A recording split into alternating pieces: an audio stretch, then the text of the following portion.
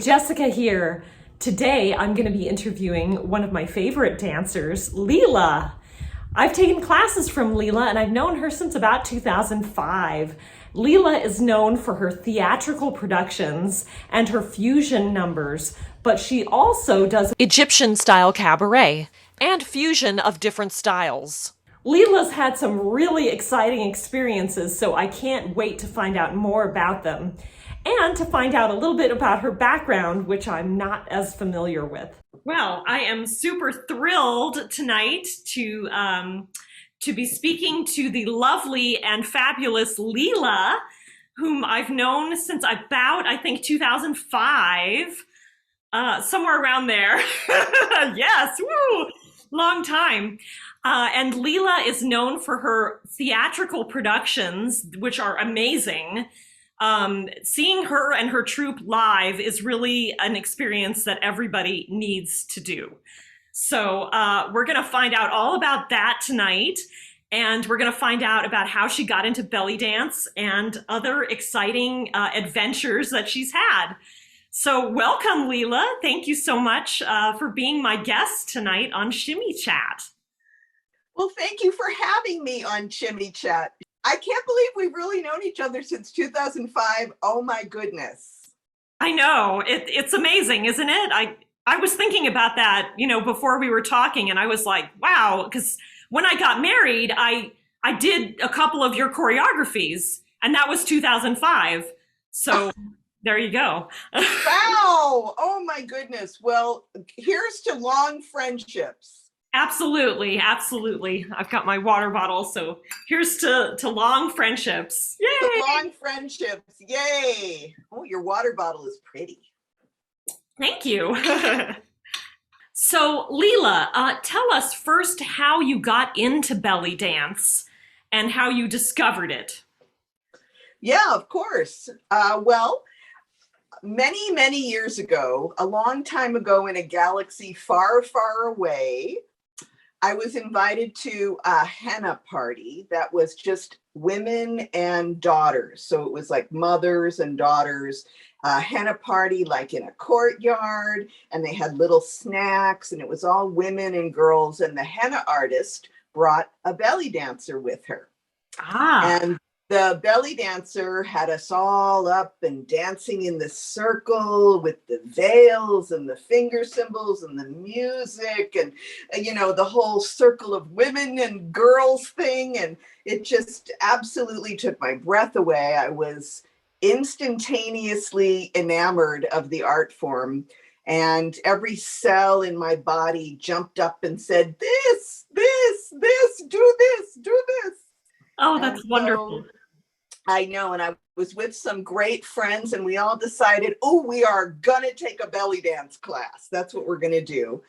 And so I signed us up for a belly dance class through Glendale Community College Community Services. Cool. And so we started taking this like little 6-week beginner belly dance class. And our teacher's name was Bonnie, and she was delightful. I'm still in touch with her. She's wonderful. Good. And she was a great teacher, and we had a sweet class. It was lots of fun. And I instantly fell in love with it. And my 4 friends that I was with dropped out one after another, after another. It wasn't so much for them. But I took her class, and then I took the next class and the next class and the next class, and I just got completely hooked, and I never looked back. Awesome. So tell me which different teachers you've studied with. Yes. Well, my main mentor teacher is Mesmera, and she has been the guiding force in my education in this beautiful dance form. Not only is she my mentor teacher in terms of learning the dance form, but I learned to be the teacher that I am from her teaching. And so I consider myself a dance daughter of Mesmera. Cool. And it's just been, she is the best teacher in the world. And in my opinion, the most beautiful dancer I've ever seen. And I consider it to be an honor and a pleasure to be her her dance family. And I've also studied with Jelena and Suhaila Salimpur. I've studied with Ansuya. I've traveled to study with different teachers. I've studied with Sadie, and I was happy to have a class with Helena Vlanos very recently. And she's an amazing dancer and teacher and such a treasure. I've studied with Fatim, Jenna, and Dina I've studied with also. So I really enjoy the experience of going out and, taking a class and having even beginning classes. I love to take beginning classes because I feel like the basic movements of belly dance can never be repeated enough because they're so beautiful and rich and filled with promise and emotion. The most simple hip circles and hip shimmies just are endlessly compelling. And just the repetition over and over again under someone else's tutelage is really, it's very meaningful to me. So I love taking classes. I love going and taking workshops. I'm going to be taking a workshop with Sylvia Salamanca pretty soon in June. And I'm taking my troupe with me because I want them all to get the Sylvia Salamanca experience. Oh, cool. Yeah. Oh, that's awesome. I love that. We love to do things as a troupe. We like to take workshops. We like to go for cocktails. We go shopping and we go on field trips and wine tasting. It's fun. It makes everything so much more fun when you add additional fun field trips to things. I totally agree. And I love the way you always post these wonderful pictures with your troupe and you guys are matching in your outfits. You're so cute. Thank you. I love having a bunch of grown-up women to play with who want to play at that fun, childlike level. They say it's never too late to have the childhood that you didn't get the first time around. And I'm fully indulging myself in having my second, third, and 25th childhood. Yes. Why not? Absolutely. Why not? Great. Do you have a background in other forms of dance? I do. I studied all the forms of dance as a young person: ballet, modern, folkloric, tap, baton twirling. I mean, I had everything going on there. And then I loved it. And it never seemed to me like something that would make any sense in terms of a business or a career. And I was never called to continue it after college. Mm-hmm. And I loved having the basics. I loved knowing the basics of dance form because ballet is so much an important part of really any kind of dance form. Absolutely. Just understanding the body that way and anatomy and the way a graceful line and a pointed toe go a long way in any dance form.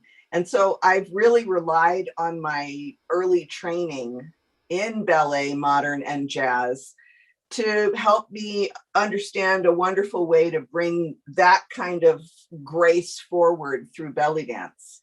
Absolutely. So true. Yes, I completely agree. As a former ballet student myself, I definitely see the parallels and the importance of learning various types of dance. Yeah, it's wonderful to have that. However, belly dance is so much a part of the natural female body that other forms of dance training are absolutely not required to enjoy belly dance. You don't have to have ever stepped into a ballet studio in your life to enjoy belly dance. It's not one without the other, and I can totally see you in a little bun and a tutu and little pink shoes. I can totally see you in that outfit. Definitely. Yes. And that is a great thing about belly dance is that it is more accessible that way because you don't have to have that dance background. It can be helpful, but it also, you don't need it. So. Oh, absolutely not. Many of the students that I've had brought forward and who are now teaching never had a day of previous dance training in their lives. And, it's such a beautiful thing. The art form itself really is the expression of the essential feminine. And Yeah. we've got everything we need here in the package already. All you need is the on switch. That's and right. belly dance really is the on switch for the expression of the sublime and divine female energy. I completely agree. Yes, absolutely. What style of belly dance is your favorite? I'm a big proponent of classic Egyptian cabaret. And it's because my mentor, Mesmera, that's her style. And so I grew up in it as a dance daughter. Yeah. And I love the precision of it. I love the fact that the movements are small and internal and suggestive, and you are able to express with these tiny little isolations in that style of belly dance. And I really enjoy the complexity of layering, and the Egyptian cabaret style includes all that.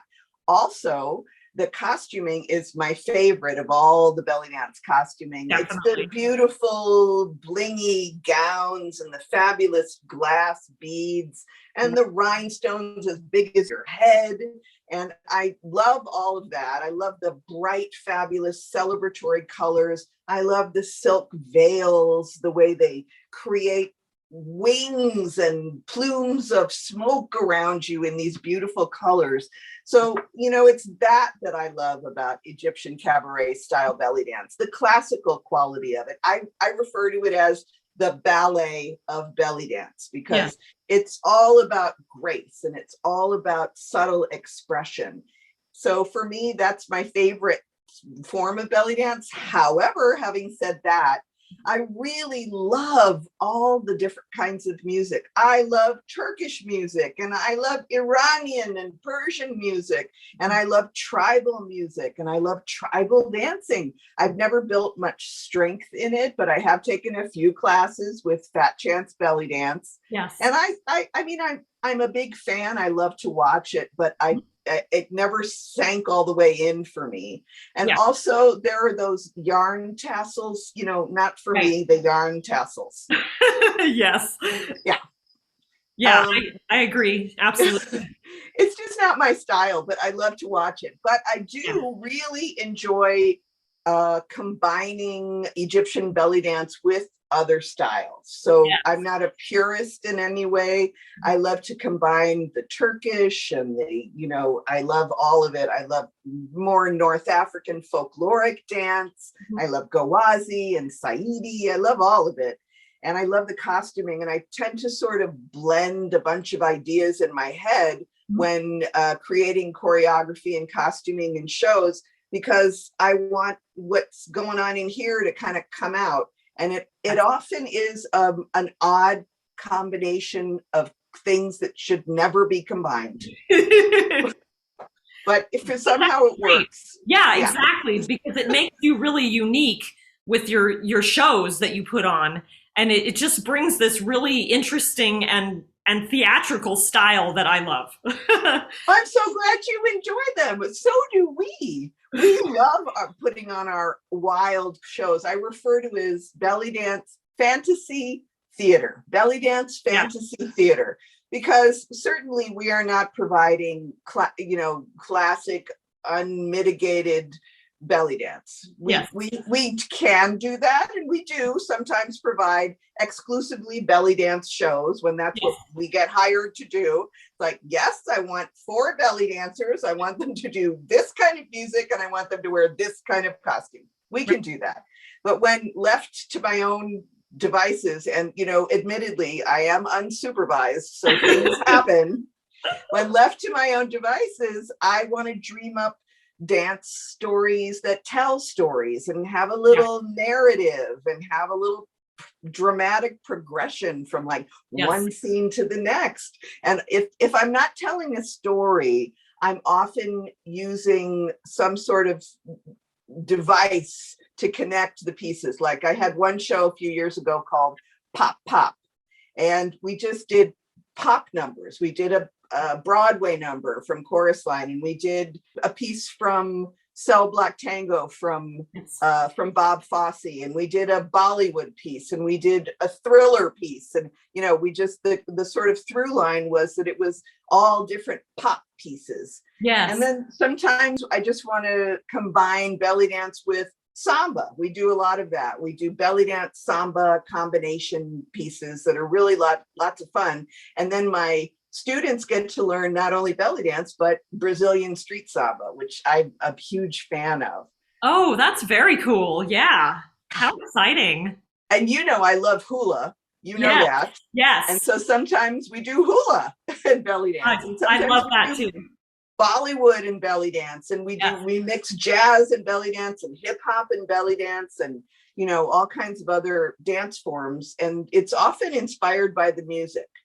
Yeah. So sometimes I'll get an idea in my head from a song or a series of songs, and then the show comes from there. And sometimes I get an idea from a costume, like I see something, or I've seen something, or I see a combination of things. And then the costume is the center point for the choreography. And then that becomes where the whole show grows up out of. Cool. That's wonderful. Oh, I love hearing about your process. It's amazing. Very cool. Okay, so how would you describe the style of belly dance that you teach and you perform if you were talking to somebody who is just coming into your class? Well, if they've never had any experience with belly dance, I would start with you're awakening the goddess within, and it's within all women, all ages, from the very young to the very old, and we can belly dance as long as we can walk. Exactly. And I plan to belly dance as long as I can walk, and you're going to go with me, sister. That's right. You and me. We are going to belly dance until we cannot walk anymore. Exactly. So it's gentle, it's beautiful, it's a wonderful way to move your body, and it connects the mind and the body and the spirit with a great grace. And you learn what it feels like to move through space with confidence and grace. And so I would that's where I start with my beginners, is just sort of a general overview of it's all in there already. Everything you need, all the curves, all the circles, all the figure eights, all the old ancient female knowledge. It's all in there. And you didn't get an instruction booklet when you were born a woman, but belly dance is the instruction booklet to the female body.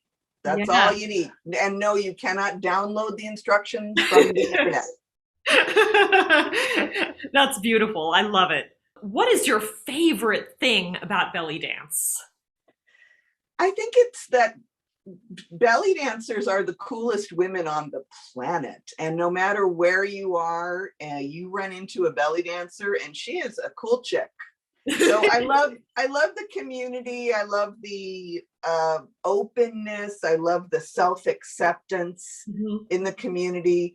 Because unlike many other dance forms, or I could say most other dance forms, size, age, race, ethnicity, color are not relevant topics in belly dance. Yes. Age is not a relevant topic in belly dance because all are accepted. And so it teaches self-acceptance, which I don't care how well balanced you are, everybody still needs to work on it.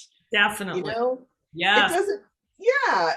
I think it's a beautiful reminder. And you come to class every week and you are around other women and you all support each other and you say, yes, you're beautiful and wise and filled with wisdom and grace. And we reflect that into each other's eyes once a week.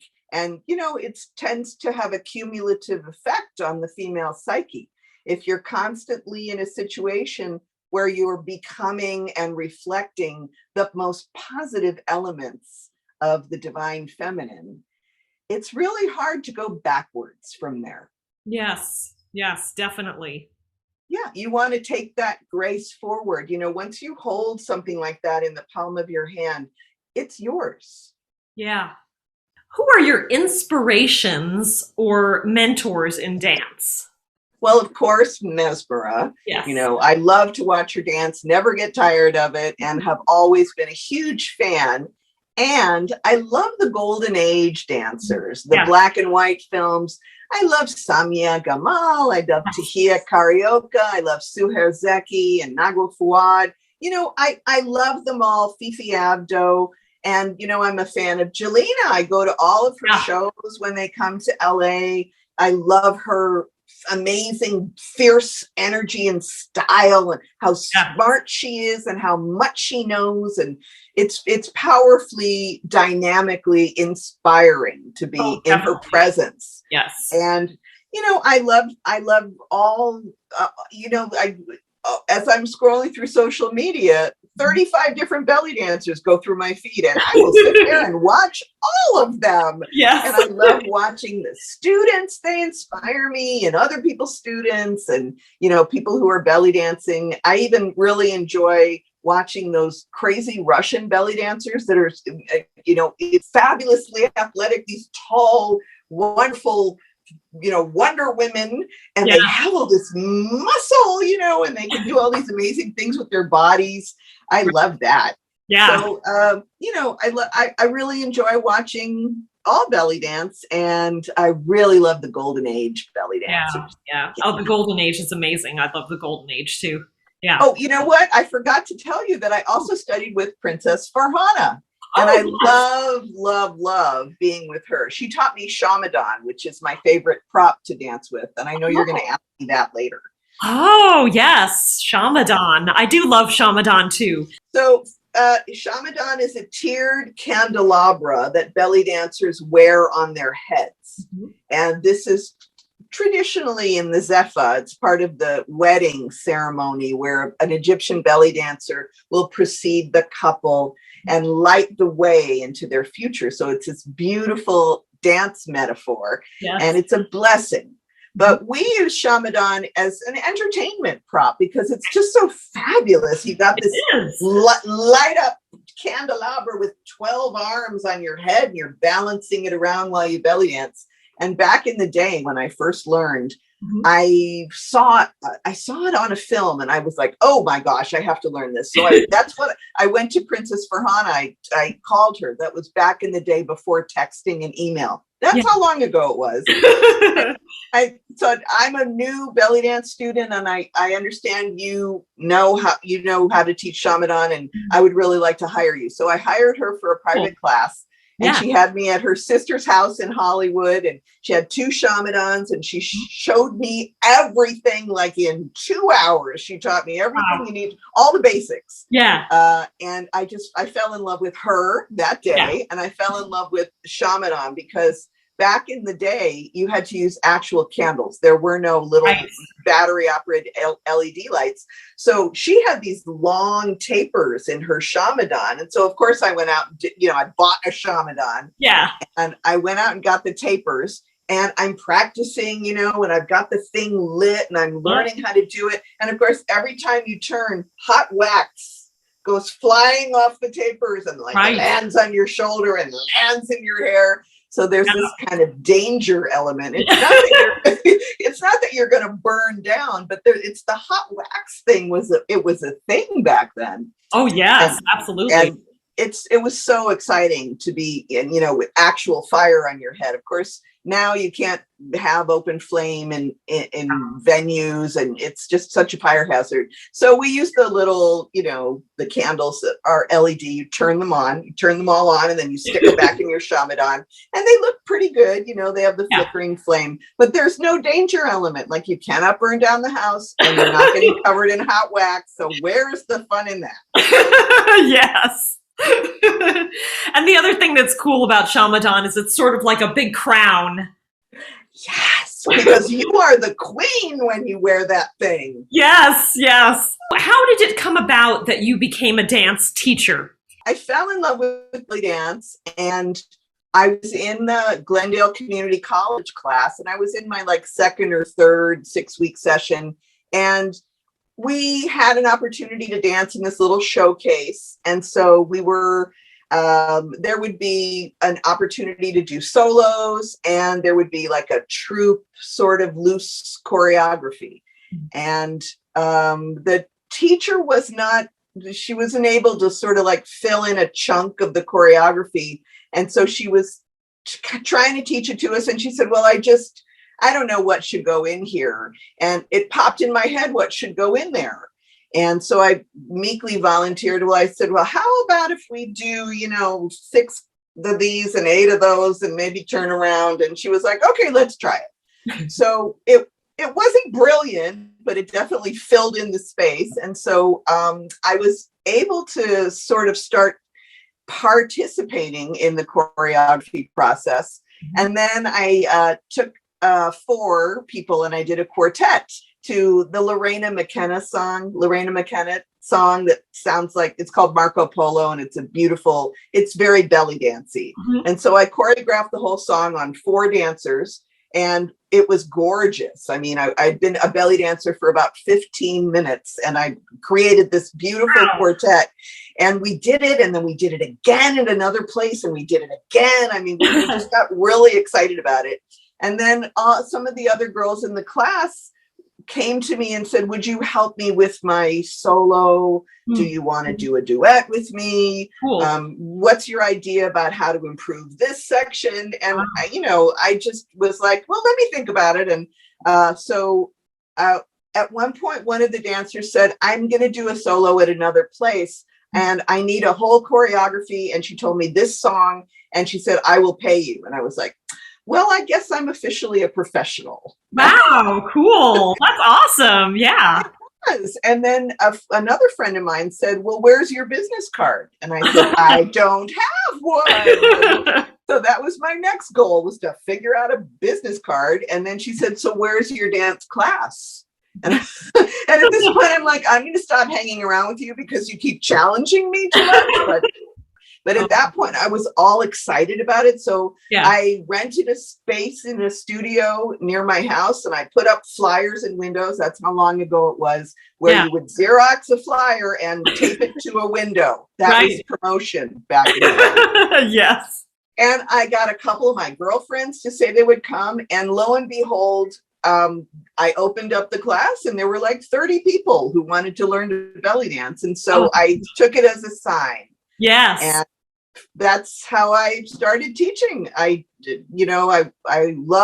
taught other things in my life. So I have a lot of experience teaching. I've taught literature and languages, sciences, different things over the course of my life. So I do have experience teaching, but I've never enjoyed with so much joy teaching like I do teaching belly dance. It is the most favorite thing that I do. I much prefer to performing. I love performing. Yeah. I love staging shows, and I love putting on big, giant belly dance fantasy theater events, but nothing is more satisfying to me than the actual process of teaching. How long have you been teaching?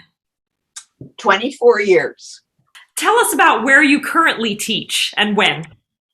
Well, currently I'm teaching I now teach the Glendale Community College belly dance classes. The ones that I originally took to start belly dancing, taught by other teachers. I now am their belly dance teacher at the Glendale Community College.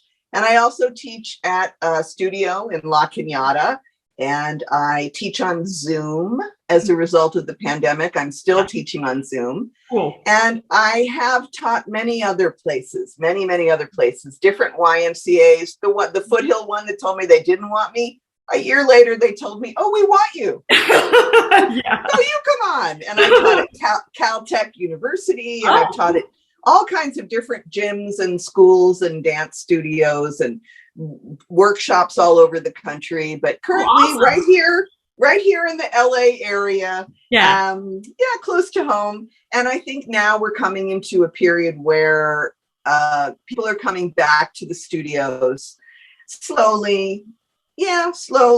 Exactly. And that's just so wonderful, because there's nothing like taking a dance class in an actual studio. Yeah. And Definitely. Zoom is great. I'm a big fan. I love it, and I'm still doing it. But being in the room with your students, you definitely can reach out and touch them, although we're not supposed to touch them at this point. So 6 feet, and we wear Right. the mask and everything. But Yeah. yeah, it's still so beautiful to be able to look in the mirror and see them reflected behind me and see the whole class move as one. And you feel the energy move together through the space.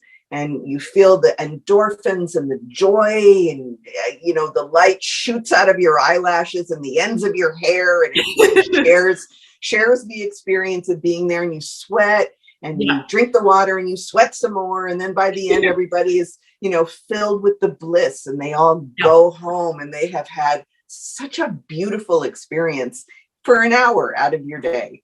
Yeah, absolutely. I totally agree. And I love that you've come full circle, that you're teaching where you first took classes too. I think that's amazing, actually. I love that too. And when I was offered that job, I thought, I absolutely am taking this job just to close that beautiful circle. Yeah. I owe this 24 years to having walked into that first class at Glendale Community College. Exactly. Yeah. What do you think about improvisation versus choreography? Yeah, I love both. I am a huge fan of choreography because it teaches you transitions, which you need to know how to do improvisation. Yeah. So I love to teach choreography at every level to both beginners and intermediates, and also my advanced classes where I teach my troupe.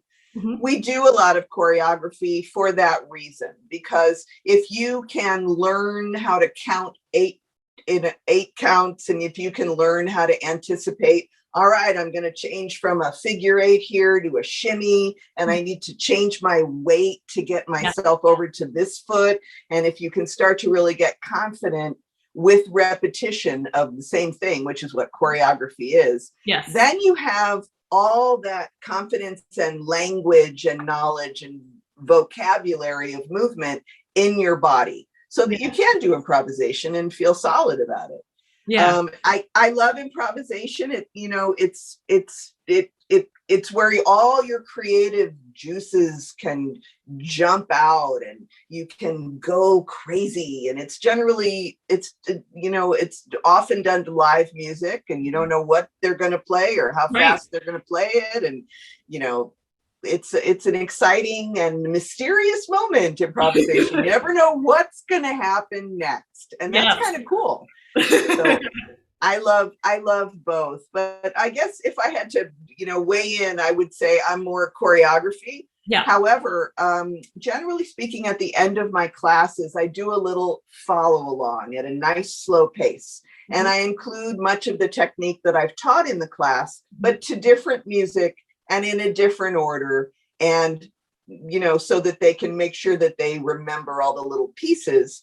And that, in that way, I'm doing total improvisation at the end of every class to teach a little sweet little follow along that they can follow. And they're still following, but I'm improvising. Right. Yeah, that's great. Yeah, it's beautiful. And it adds to the experience, because then they see that the movements aren't necessarily always in that order and for that amount of repetitions and always on the right or always on the left. So if we can use them as modular pieces of language as opposed to a single story, then the students learn about how to rewrite it themselves. Right. Yes. Have you danced in restaurants? And tell us about that. I have. I was young once, and I did all that. I didn't love it. I really didn't love it. I found that it was a little much. It was on the objectification tip a little too much for me. So I was never completely comfortable letting people stick, $20 bills in my bra. Never liked it. Right. It just didn't make me feel excited and happy to be making that kind of money. And I also really didn't love a lot of the restaurants that I worked in, and they were not necessarily run by the most ethical people. So there was that. It's not my favorite thing I've ever done, but I did do it, and I learned a lot about entertainment and about being social and about how to make an audience fall in love with you four times over the course of their dinner. Right. You know. And I learned a lot about how costume works, how different costumes work in different settings. And, you know, it's a beautiful thing to be able to entertain like that. Yeah. And I loved it. And I also just was never 100% comfortable with the whole, you know, objectification part of it. Yes. Yes. Have you performed with live bands, and what do you think about that versus? Yes, I have. I love it. You get their energy, of course, you know, so they're creating energy with vibration in their instruments, and they're doing their thing, and you get the live drumming, and it's the heartbeat of the music, and, you know, it's easy to get wrapped up in it. And once you've heard a lot of the standard Arabic songs, you kind of know what they're going to play. Okay. So at least you have sort of a sense of what might happen if you are familiar with this song or that song. Yeah. And you know, you can kind of know how it goes, so you can sort of improvise to that. Yeah. And in many cases, they're playing stuff you've never heard before, and you have to sort of rely on your Arabic rhythmic literacy. Yeah. So I teach that in my classes too, rhythmic literacy, which was taught to me by Mesmera, and she never let up on it either, you know, and it's not the easiest thing to teach because Arabic rhythms are a little more on the exotic side, and Western ears don't necessarily hear that way, especially the more exotic rhythms, the 6/8s and, you know, the 9s that get in there, and there's complicated rhythms, but I do feel like Arabic rhythmic literacy, once you sort of have it and you can hear that the band is playing, oh, that's a maksum, and they've got a melody bridge, and here comes they're rolling out with the drum at the end. I know this. I can dance to this. I got this. It gives you a lot of confidence, excuse me, in your own ability to follow along. Yes. Yes. So my favorite experience dancing with the live band was Light Rain. I don't know if you know that band. But Doug Adams has been a friend of Mesmera's, you know, forever. And she's had a couple of different events that I was part of in terms of production and also performance. And so I did have the wonderful, really wonderful experience of dancing to Light Rain live. And I mean, I have chills just remembering it. It was such a beautiful thing. Their music is so amazing. And they are lovely people. Yeah. Cool. That's awesome. I've also had the experience where you go and you're hired to dance somewhere, and it's a live band, and you start to talk to the band about what, you know, what they're going to do and how fast they're going to do it. And they look right through you like, really? Oh, who are you to tell me this, you know? And you get up on stage, and they're doing something completely they didn't tell you they were going to do, and it's on tempo, and you kind of like try to signal to them, okay, slow it down, speed it up, you know, like give me some help here. And they can either, you know, a live band and a live drummer can either really help you or get really, really in your way. Oh, wow. Yeah. Yeah, that can happen. I mean, it doesn't happen much, but if there's no communication between the dancer and the musician, it can go south on you. Right. Yeah. You know, could go south. Yeah. Sounds scary.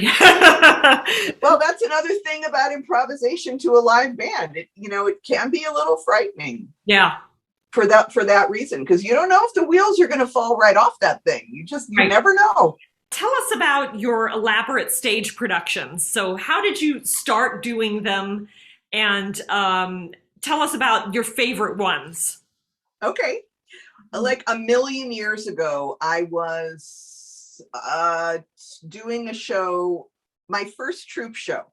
Okay. So it was the first year I was teaching, and I had like 16 girls who wanted to do what used to be called Cairo Caravan, which was a local belly dance event in the Los Angeles area. And so I had been to it the year before, and I think I danced in someone else's troupe the year before, but I thought, all right, this year we're doing our thing. Cool. And so we had, I think, 14 or 15 minutes. Back then, they used to give troops a long time. So I started out, I thought, okay, we'll do like a veil thing, and then we'll do, you know, a nice song, a pop song, like a Egyptian pop song, and we'll do a drum solo. And then I thought, and then I want to do Tina Turner, Rolling on the River. Way back in the day, in the late 90s. And this was before belly dancers were really integrating fusion ideas into their work. And nobody was dancing to pop songs or rock songs or soul or R&B. I mean, like everybody now does whatever they want. Yeah. But at that time, it was a shocking idea. Sure. And in addition to the choice of music, I also decided that I was going to change out of my belly dance costume skirt, long skirt, into a mini skirt and pumps, high-heeled pumps. And I was going to do it on stage. Wow. I had the girls make like a tent out of veils while they did other stuff in the front of the stage. And I slipped my mini skirt up, and I got rid of my long skirt, and I put on the high-heeled pumps, and I came out, and we did Rolling on the River. Do, do, do, do, do. Wow. The whole Tina Turner thing. Yeah. And I could see this classical belly dance audience like this. Like looking at us going, what are they doing? What do they do? Because that's not belly dance, but it actually was. I used all the belly dance moves, and I just sort of put the Tina Turner on top of it. And we had a great rousing finale at the end, and people stood up and were clapping and having just the best time. And so I thought, well, why not? Yeah. Why not? Why not have fabulous costume changes and use all kinds of different music and be unusual and think outside the box? And so at that time, there was quite a tight-knit community of belly dancers who were kind of the old guard. And they had a few words to say to me about that. Yeah. So I got in a little belly dance hot water there, because they didn't appreciate that I was playing fast and loose with something that I hardly knew the rules to. Yeah. And I totally sympathized with them. I got it. It's like, I get that I've only been doing this for 5 minutes, but I really feel like this is fun for everybody. Yeah. The audience loved it. The dancers loved it. And I appreciate the thought, but thank you for sharing, but I'm really going to keep on doing this the way I want to do it. Right. And I became sort of a little outcast and a little black sheep. And, I was hearing about it from people I didn't even know. Yeah, sure. That told me I was doing something that made people think and made people feel, and it was just outside the box enough to create a stir. And so that gave me the idea that I could go ahead and use whatever music I wanted, whatever costuming I wanted, as long as everybody enjoyed it. Yeah. And so we did vampire fusion pieces, and we did Moulin Rouge fusion pieces, and cabaret fusion pieces, and all kinds of, all this kind of thing. And so when I had the opportunity to start producing bigger shows, I started producing at a really small place in Pasadena. And I started in, I think, 1999. And it was I'm not sure of the year actually, but it was the year of 9/11. Oh, okay. And I don't remember what year that was, but that was my first show, and it was on 9/11. Oh my goodness. Oh. Yeah. And so the place calls me and they say, we're not having your show here tonight. And I had booked it for 2 nights, and I had sold both nights out. Yeah. Because there was an article in the Pasadena newspaper about it, and people were like, yeah, we'll come to that. Yeah. So they said, yeah, we're not having a Middle Eastern show here tonight on 9/11. Right. And I thought about it for a minute. I said, you know what, we are, and we're going to bring a beautiful, positive message about the Middle East. Mm-hmm.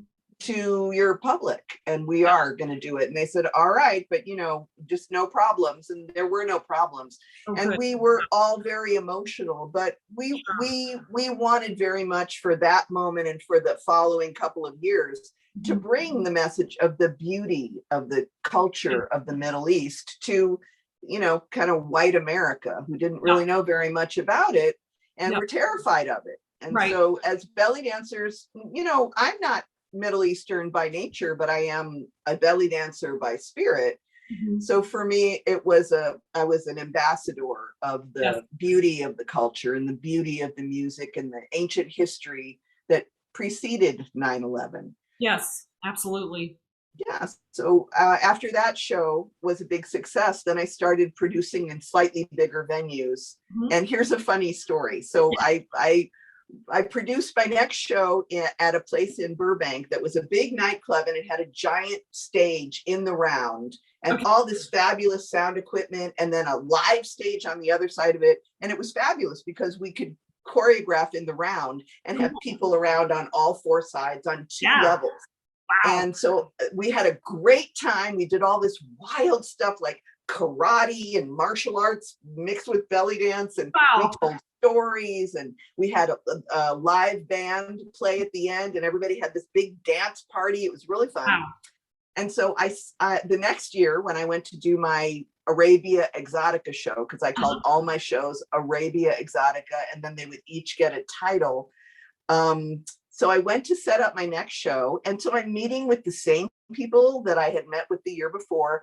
And, we walk through the thing and they remember me, and I've signed contracts and given them a deposit and the whole thing. Yeah. 4 weeks before the show date, I go there to have a meeting with one of their technicians about a point in the ceiling where I was going to hang an aerialist. So we needed to set the point into the right place in the ceiling to hang the aerial rig. Yeah. And I get there and the place is cleaned out. There are people, there are no tables, no chairs, no sound equipment. And the people who own it and run it are scurrying around like rats. Oh no. And I finally catch one and I say, hey, what's going on here? Yeah. And they say, we're closing. It was the police in the city who insisted that we close. And I said, well, what about my contract? What about my deposit? Like, sorry. Oh my goodness. Oh no. So I'm 4 weeks out from the show. I have advertised this. I have marketing in place. I was even using television at that time. Everybody was still watching television, and I had bought television time, and I had created all these, commercials, and it was on all the channels.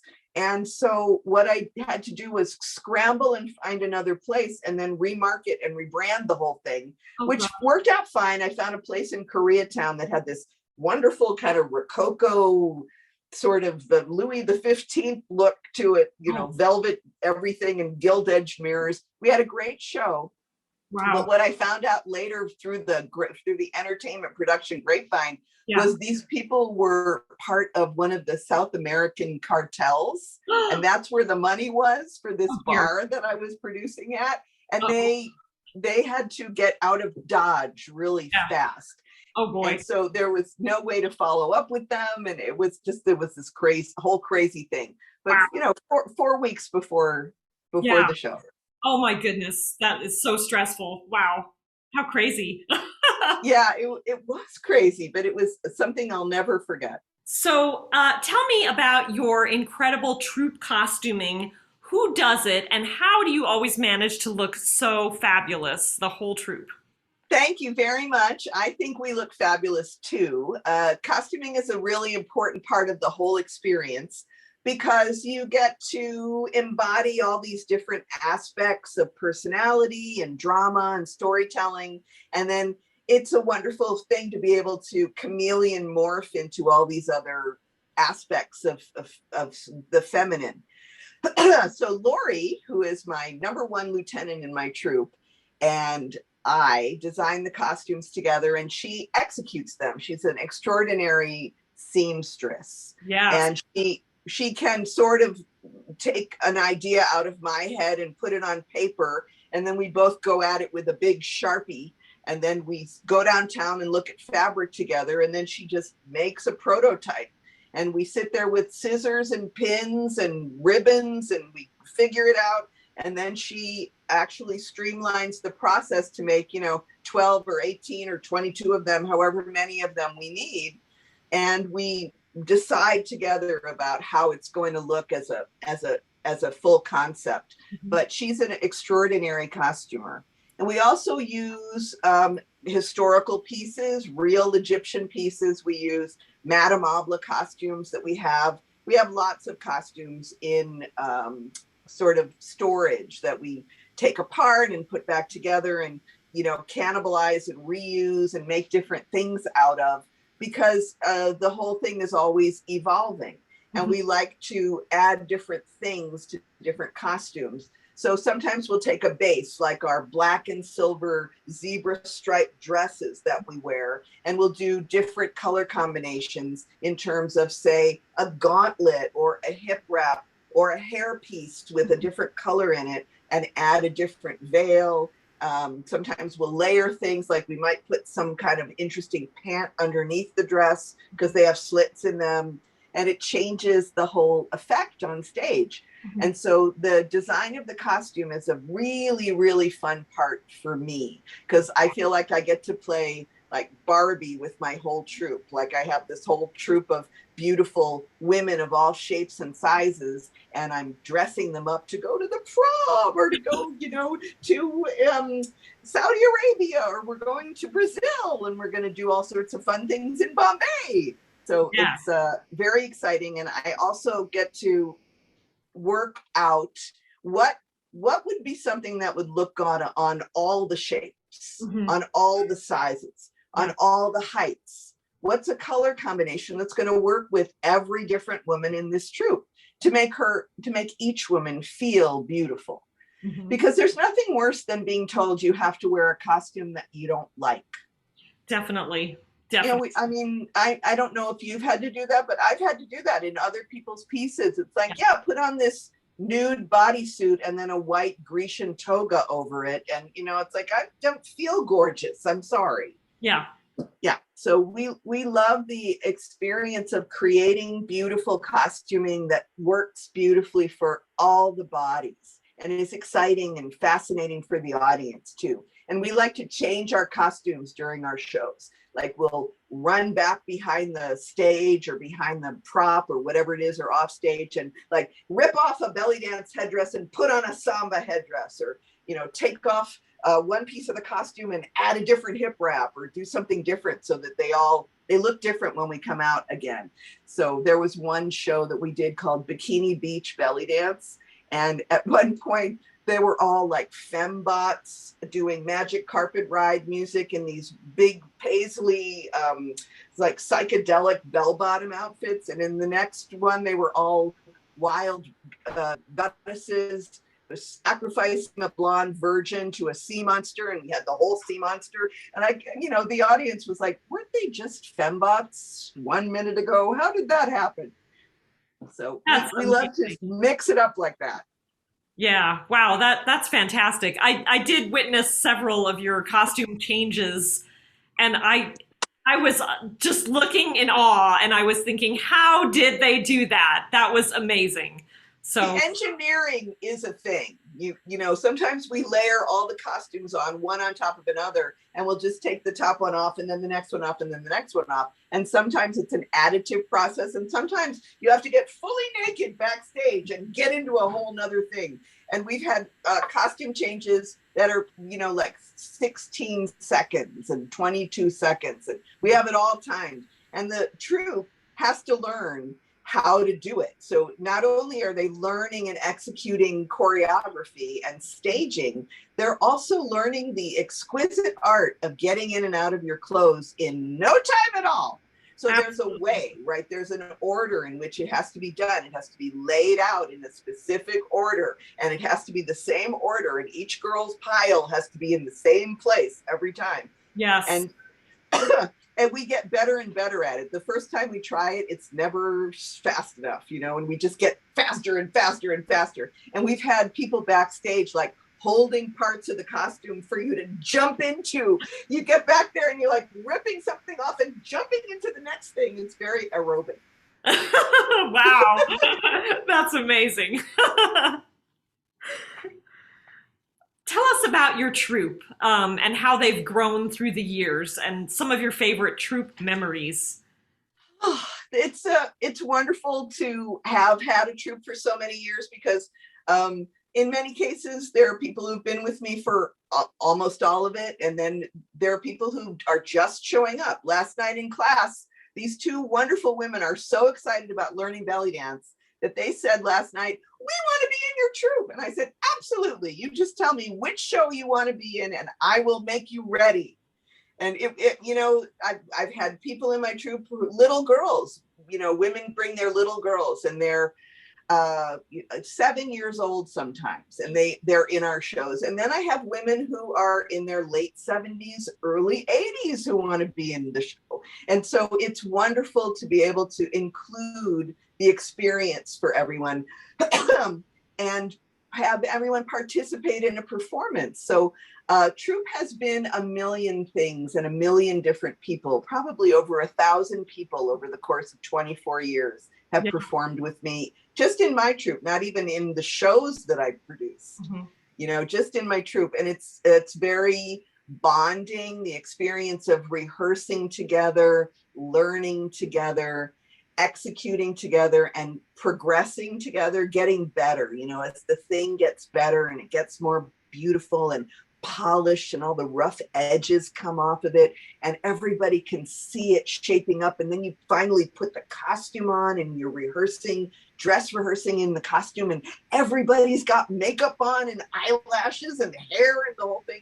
You look in the mirror and suddenly the sum of the parts is coming together as a much bigger whole. The whole is shaping up in this beautiful, cool, organic way. And it's very empowering. It's very empowering. So troupe is lovely. And as I said earlier, we love to do other things together. Not everybody likes to play and, they just want to be there for belly dance, but I'm there for all of it. You want to go out to dinner and cocktails? Let's go. You want to go up to pick blueberries from the farm? Sure. Let's go. You want to shop for shoes? Okay, let's go.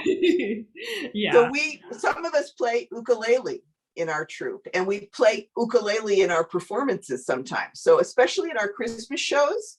So that's another thing we do together as a troupe is we practice our ukuleles together, and it's really fun. And we're all sort of self-taught, and then it just adds an additional dimension of learning and musicality. Yeah. Because when you learn a different music form or style or instrument, it adds to your compendium of knowledge about music and dance. Absolutely. Absolutely. Yeah, troupe is wonderful, and I can't say enough nice things about them. They just seem to be the best, most fabulous women in the world. And, I've heard other troupes, sometimes there's jealousy and cliques and trouble and problems. And, that's true of any group of humans, is that, you are opening yourself up to maybe not the best vibrations all the time. But for some reason, and I'm knocking wood here on my wooden table in my head, we've had so much luck that the only people that want to come and dance in troupe are wonderful people, wonderful women and men. I've had men in my troupe, lots of men.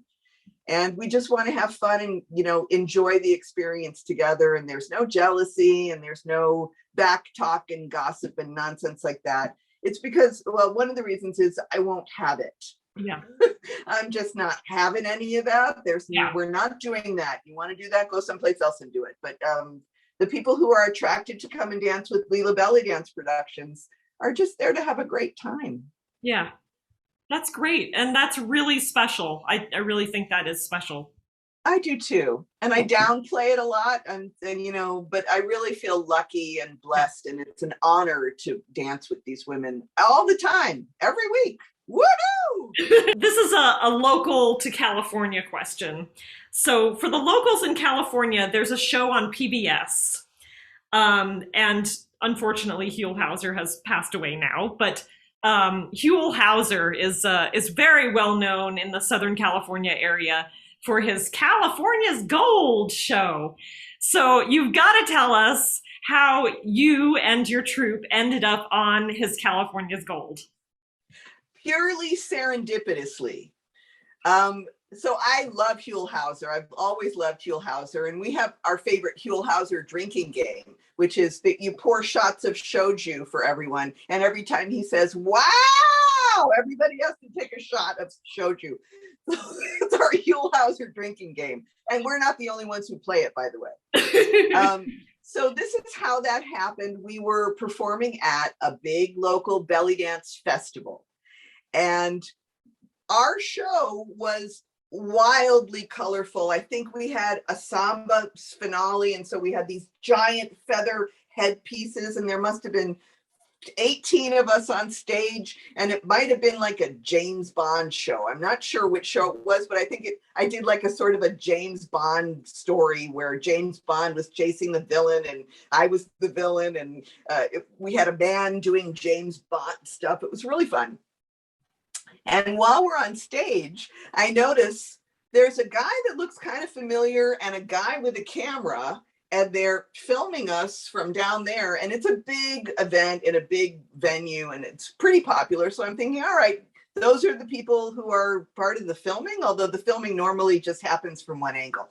And so I'm looking down, and we're on stage, and we're doing our James Bond samba nonsense. And we get off the stage, and someone comes backstage and said, "Would you come out and do an interview with Huell Hauser?" And then I'm like, oh my God, that's Huell Hauser. And so we didn't change our clothes. We stayed in our finale costumes with the big samba feather headdresses. And we walk out onto the side, and they're waiting for us. It's just Huell and his camera guy, which is how he shot everything. Just him and a guy. And he lines us all up, and he's talking all about it, and he wants to ask us questions. And in that troupe, there were 3 different sets of mothers and daughters, which is the thing that we have always had in our troupe, is mothers and daughters. My daughter danced with our troupe. She was there that day. And there were 2 other mother-daughter sets. So that became part of the conversation. And he wanted to talk about how it works and, what parts of the body you move. And he was just having such a good time. And he filmed other artists and he filmed other people. But really, when we finally saw the final cut of that show, it was kind of all about us. He just thought we were so much fun. Wow. That's amazing, as he would say. It was amazing. We love Huell Hauser. It was really cool. And every time it comes on PBS, people are constantly texting everyone who was in that show, "I saw you on Huell Hauser." It was really fun. That is so cool. That's an awesome thing. Yeah. And it will never go away. They will just keep running it and running it and running it, and it will never go away. And we love it. You mentioned your daughter. Your daughter performed with you, and I think that that's wonderful. And I love that you have mothers and daughters in your troupe too. My daughter has performed with me a little bit too, and I just think that that's such a special bond. So can you talk a little bit about that? Sure. I've seen you dance with your daughter, because you and she did one of my Zoom classes not too long ago, and she had like bunny ears or kitty ears. Oh my God, she was darling. So my daughter was with me when I went to that first henna party. And so she got the belly dance bug at the same time. And she was young at that time. So she was maybe 14 or 15.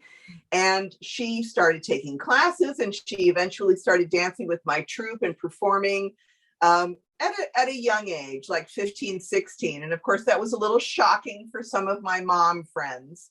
"Oh, are you sure you want to let Valentina wear that costume?" and blah, blah, blah. And I was like, yeah, I'm pretty sure. She's sure. And she really blossomed. She's a natural, amazing athlete. And so she danced with my troupe. And then when she went away to college, she kind of started teaching in college. She started teaching belly dance in college, and she got her own troupe together in San Diego. She started with a belly dance troupe, and it turned into burlesque and circus. And she became kind of an international star because she really is amazing on stage. She has something. She has real star quality and amazing talent. And she went to Paris to dance, and she went over here to Thailand. And, you know, she's an incredible performer and choreographer and troupe leader. Cool. And then they started, she and her husband have an incredible entertainment company called Twisted Orbit Entertainment in San Diego. And they produce all kinds of shows, all kinds of entertainment shows, and mostly circus themed entertainment, but they do everything, you know, stilt walking and aerial and all the circus arts, and they're really incredible. And yeah, she's a mom now, so I'm a grandma. And awesome. Yay! Fabulous. And so that's what they're doing now, is that she's mentoring other artists, and she's bringing other people's visions to life and providing an excellent entertainment company in the San Diego area. So it's super fun to kind of have the same sort of life that I have, she has. And it's very cool that we have been able to bond together over these art forms. Yes. Above and beyond just being mother and daughter, which is wonderful. And once you start involving yourself in something like belly dance or belly dance troupe or belly dance performances, you're all sisters. Mm-hmm. Everybody is a sister to everybody else, including the moms and the daughters. And so you develop additional ways in which to communicate that are outside the mother-daughter relationship, and it adds great depth and a dynamic energy to the relationships, because once you're peers, which really you are for most of your life, I know your kids are little, but mine are grown, and they were only little for this long. Yeah. But now I have peer members of my family. They're not kids anymore. And that is what they are for most of your life and for most of their life, is that you are peers together. And belly dance is a way in which that relationship blossoms as peers. It's quite beautiful. Do you have a favorite song to dance to? Well, I've danced to 10 million belly dance songs and 10 million other kinds of songs, but I think Zaina is probably my favorite song. I've choreographed 2 or 3 different versions of it with 2 or 3 different kinds of instrumentation, but I never get tired of it. Zaina means beautiful woman. And the song has great harmonic poetry. It's quite lyrical, very feminine and sweet, and I love it. So probably Zaina. Tell us about some of the biggest events you've done. Like, for example, I saw pictures that you danced at a halftime show at Staples, and I think that's just amazing. So tell us. Where were you that day? Where were you? I don't think we knew each other yet. Probably that was before. So yeah, I had 68 belly dancers. We filled the Staples Center arena with belly dancers. It was because I was teaching at a school in Sunland, and the hula teacher had an opportunity to do the halftime show, but she had like 8 students. And so she gave it to me. She said, hey, I have this opportunity to do an arena football show at halftime at the Staples Center, and they need 1 million dancers. Do you want it? And I said, yes, yes, I do. And I started putting together all the dancers that I could round up, all my students and my troupe and everyone I knew. And I took her hula dancers with me. You know, we got everybody going. And I had to rent out recreation halls to do the rehearsals in, because you have to rehearse in the space that is commensurate with the space you're going to perform in. And no, we could not go rehearse in the Staples Center for some odd reason. I don't know. But we got 68 dancers going. We used 2 different colors of veils, and I kept choreographing the thing from thinking like I'm a bird and I'm watching the whole thing. And so we had the turquoise veils coming in from this area, the burgundy veils coming in from this area, and we had them meet and go, in lines together, and the veils are flying. It was super colorful and fabulous. And, we had these sparkly silver costumes, and we got to see ourselves on the Jumbotron. Yeah. That was really cool. But the experience, and I had everybody, all the ages, from ladies who were elderly to little kids, 7 years old. And we had the Staples Center staff had to stay with us the whole time we were in there because I guess of security. But we were down in this basement area, which felt to me like 4 zip codes away from the playing field. And so we're down there, that's our dressing room, we're rehearsing. And then they had to come and they had to lead us in packs through the subterranean hallways and the underneaths and the bridges and the ups and the downs, you know, through the Staples Center to get us to 2 different sides of the arena, because we had the blues coming in from one side and the maroons coming in from the other. And then we heard our music and we go on stage and it's just packed. The Staples Center is packed with people watching us belly dance. It was so much fun. I don't think I've ever had more fun in a show. And we were just laughing and screaming and having the best time. And off we went. And then they had to, you know, like herd us back down, lead us down the thing. And all the little girls were screaming and they all had makeup on, you know, and lipstick. And we took pictures with everybody. It was really fun. What a day. And all the dancers who I still know who were in that will never forget it. Oh, yeah. That's amazing. It was insane. Can you think of any other shows that compare to that? Well, after I wasn't able to produce my shows in Burbank anymore with the crazy cartel people bugging out of town, I started considering Hollywood because I was growing an audience that was, you know, in excess of 300 and 400 people per show, and I wanted to. I don't know. I felt like we could play the Palace at that point. I felt like I had enough street cred to play the Palace. And so I started producing at the Music Box at the Fonda, which is on Hollywood Boulevard, kind of right across the street from the Pantages, almost right across the street from the Pantages. And they had just redone that whole theater. So it was a new group of owners and they were all excited about, you know, new talent, and they gave me a screaming deal. And so I started producing at the Fonda, and I think I had like 3 or 4 full years of production there. And it was this big theater, and it was in great shape. They had just redone it, and we went big. I mean, I started to really think big, and we did fire shows, and we did the Chinese dragon puppet from New Year's, you know, and we had a beautiful burlesque dancer who got into a giant martini glass and took a bath on stage. We had some people hanging from the rafters and Ariel, and we had Princess Farhana was in all my shows with her amazingness, and she always came up with something incredible. And each year was a different theme. We had Kiss of the Dragon, and we did all kinds of cool Asian music and, you know, good cultural appropriation things that at this time we wouldn't be able to do, but way back then, nobody was paying any attention. Yeah. And then they got their own audience, and then they priced the show out of my price range. So I had to move to the Avalon. So the Avalon was on Vine, just north of Hollywood Boulevard. And it's kind of more of a rock and roll house, less theatrical. So they had different kinds of lighting and production availability, but we made it work and we did all kinds of cool things. I think it was at the Avalon where when we did a fire show, we had to have the Hollywood fire marshals come out and examine their props and their fire tools and the fuel and where they were going to spin their fuel out in the alley and how far, and put a barrier and the whole thing. So we were very nervous about having the Hollywood fire marshal come in because we were afraid that they were going to say, no, you can't do your fire show. And it was the whole first, you know, pre-show, and we had all these performers and we had all this stuff.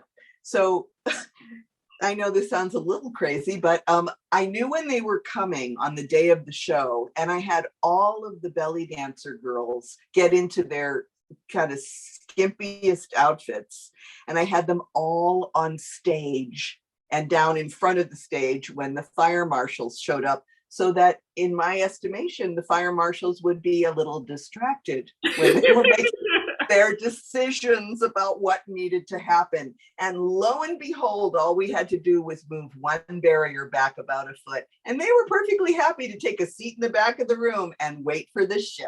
Tell us about the belly dance community or scene in Los Angeles and any special memories that you might have about it.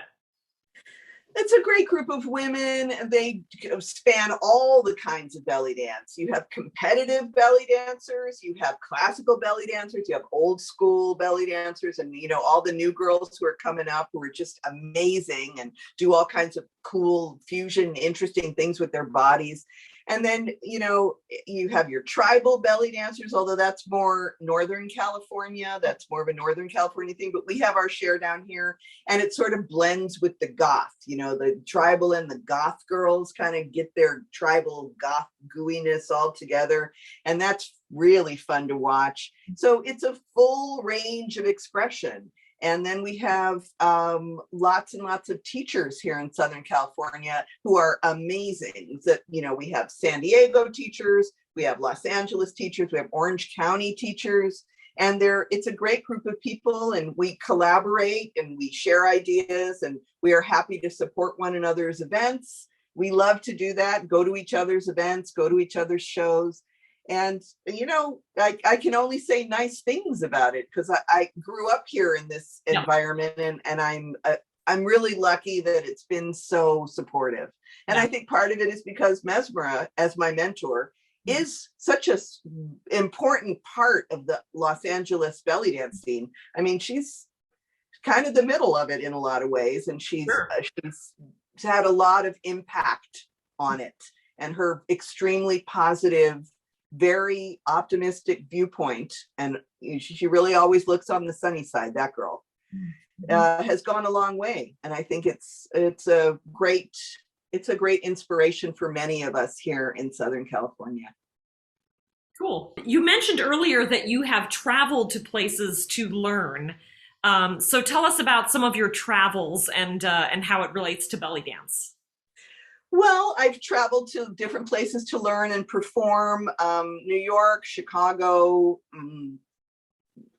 Brazil, Northern California. Let's see, I made a list here and then I ran out of paper. Hawaii, San Francisco. I go to places and then I try to learn their local styles, and then I'm there to dance also, so I perform. And in Hawaii, I learned hula, of course, and in Salvador and Bahia in Brazil, we learned the dances of the orishas, and we learned samba. So, for me, the experience of going to Brazil to experience Brazil and to perform belly dance at this big belly dance convention in Sao Paulo was really fun. And it was a trip I went on with Mesmera and a bunch of other belly dancers. And my husband at that time, came along, and he was the guy, and we were all the belly dancers. It was really fun. And I loved learning the dances of the orishas, the Brazilian gods and goddesses. And we were there with our friend Aparecida, who was an amazing spiritual dancer, and she's from Brazil. She's a carioca, born in Rio. And so she was there with us, taking us all over Brazil. It was just magic. And so I haven't traveled lately because of COVID, but hopefully the world will open back up again, and I'll be able to go new places and learn new things and dance in new places. Yeah, cool. Awesome. Okay, let's see. What festivals or fairs have you attended or danced in? All of them. So here in Southern California, we have our favorite Cairo. It's called Shimmy now, but it used to be Cairo Caravan. And I think there was one name in the middle there with Cairo something else that I can't remember what it was. What was it? Cairo something else. Carnival. Okay, It was Cairo Caravan, Cairo Carnival, Cairo Shimmy. It's the big belly dance of Southern California. And then there's the one in Northern California, Ricasa, I've been to and performed at. And also we as a troupe, we like to do all the local things. So we perform at the LA Fair, the LA County Fair, and the Orange County Fair. and the Salsa Festival in Oxnard, and the Watermelon Festival, and the Oktoberfest Festival, and the Taste of Monrovia, and the this one and the that one, whatever. We really enjoy the experience of going out and dancing for the community. Yes. It gives us an opportunity to put together new shows and to work on new material. And, we really enjoy the experience of dancing for live audiences, and doing the festivals and the fairs is really fun. Some of my favorite things to do with my troupe are the fairs, because after we get done dancing, then everybody gets in their normal clothes and we go out and eat fried fair food and drink giant margaritas and ride on the Ferris wheel. And, we have all the crazy LA fair fun. We love doing that. And it's really exciting, to be able to do a show and then go and be part of the fair and have a really good time and shop for nonsense. Did I mention the giant margaritas? Yes. Awesome. Yeah. Tell us about any creative challenges that you've had as a teacher or a dancer. Well, I'll tell you, the most challenging thing for me is when I decide I'm going to teach finger cymbals, when I want to teach zills, because everybody wants to learn it. Everybody wants to learn it. All your beginning belly dancers, oh, we want to do finger cymbals. Oh, we want to learn zills. We want to learn how to dance with zills. And then I go to teach them, and it's challenging, and they all disappear. It's like I had 16 people in this class 10 minutes ago. I started teaching zills, and now I have 5. Oh, wow. Yeah, because it's one thing to sit still and do doom, doom, teka-tek, doom, teka-tek, teka-doom. It's one thing to sit on the floor and do it. And it's another thing to execute belly dance while you're playing the finger cymbals. And it takes years of practice, and it's challenging. So for me, that's the creative challenge in teaching, is when I finally decide to, in this class or that class, or even with my troupe sometimes, to teach zills or add zills to a choreography. It's challenging because it's not easy for everybody. And as easy it is for everybody to learn to shimmy, I can shimmy on my first day in class. Look at that. It takes weeks, months, sometimes years to learn how to successfully play zills as a musical instrument, not just as a clacky, clacky, clacky, clacky, but to play a pair of tuned zills that are musical expression and need to be treated with great respect and honor. And it's challenging. So that's for me is, I always warn them. I say, sure, I will teach zills, but you have to promise not to disappear. What are you most proud of in your dance career? Teaching. The many students that I've had who are now have their own troupes and who are now teaching their own classes.